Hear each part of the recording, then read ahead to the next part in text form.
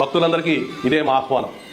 పాల్వంచ పట్టణంలో ఉన్నటువంటి గుడిపాడు గ్రామంలో శివభక్తి పారాయణమైనటువంటి కాకతీయుల వారి సామ్రాజ్యంలో నిర్మించినటువంటి ఏకైక విష్ణాలయం. ఈ యొక్క ఆలయము క్రీస్తు శతాబ్దము 1219 నుండి 1313 మధ్యలో నిర్మించబడినట్టుగా చరిత్ర చెబుతా ఉంది. శ్యామలా గోపాలన్ ఎడ్యుకేషన్ ఫౌండేషన్ ద్వారా ఈ యొక్క ఆలయం జీర్ణోద్ధరణ కార్యక్రమాన్ని డిసెంబర్ 2022లో ప్రారంభించడం. ఈ యొక్క ఆలయం పూర్తి దశకు చేరుకుంది.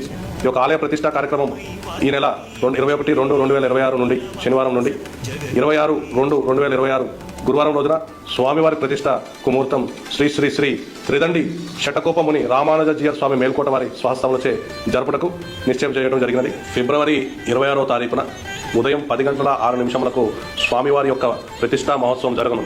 అదే సమయంలో స్వామివారు 12 గంటల నుంచి అందరికీ దర్శనం ఇవ్వనున్నారు. 12 తర్వాత నుంచి అన్నదానం కార్యక్రమం కలదు. కావున భక్తులందరూ అన్నదాన కార్యక్రమంలో పాల్గొని తిరిగి సాయంత్రం 6 గంటలకు స్వామివారి యొక్క కళ్యాణ మహోత్సవం జరగనుంది.